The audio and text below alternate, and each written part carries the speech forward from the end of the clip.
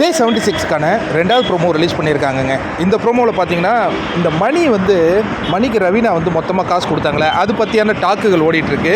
மணி ஒரு குற்றவாளி போல் எழுந்து நின்றுட்டுருக்காரு. அதை பார்க்கவே நமக்கு கஷ்டமாக இருக்குது. இப்போ கமல்ஜி எல்லாருக்கிட்டையும் இன்வெஸ்டிகேட் பண்ணுறாரு. பூர்ணிமாட்ட எதுவுமே கேட்கல, அவர் கடந்து போயிடுறாரு.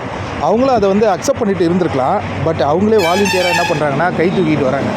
என்ன பூர்ணிமா கை தூக்குறீங்க? சார் என்ன எதுவுமே கேட்கல சார், ஸ்கிப் பண்ணிட்டு போயிட்டீங்களே அப்படின்ன உடனே ஓ ஓ பூர்ணிமா சொல்லுங்கள் பூர்ணிமா, என்ன உங்கள் பிரச்சனை கேட்கணுமாண்ணா? அப்புறம் கேட்டால் நீங்கள் பாட்டு அழுவீங்களே. அதாவது இவர் வந்தால் என்ன வேணாலும் சொல்லி சமாளிச்சுக்கலாம் அப்படின்னு சொன்னீங்களே, அது என்ன மீனிங்? நீங்கள் எது வேணாலும் செஞ்சு சமாளிக்கிறதுக்கு இங்கே 3 பேர் கோடி பார்த்துக்கிட்டு இருக்காங்க. ஒரு பூவை எடுத்துகிட்டு வாங்கப்பா, அந்த பூவை யார் தலையிலாவது வச்சுட்டு காதிலையாவது வச்சுட்டு நீங்கள் சொல்கிறத வேணால் கேட்கலாம் அப்படிங்கும்பொழுது இவங்க வாயாலே தான் கெடுவாங்க. பூர்ணிமா நம்ம போன்னு சொல்லுவாங்க. அவர்கிட்டையும் திரும்பி போய் சார் என்ன வேணாலும் சொல்லி சமாளிச்சிக்கலான்னு சொன்னேன்ட்டு அவங்க பாட்டுக்கு வளர்த்த தொடங்கிட்டாங்க. கடுப்பாயிட்டார் கமல்ஜி. அதாவது இத்தனை கேமரா ஃபோக்கஸ் பண்ணும்போதே இவ்வளவு தில்லாலங்கடி வேலை பண்ணுறாங்களே இந்த பூர்ணிமா மாதிரியான ஆட்கள், சொல்கிறதுக்கு வேறு வார்த்தை இல்லை.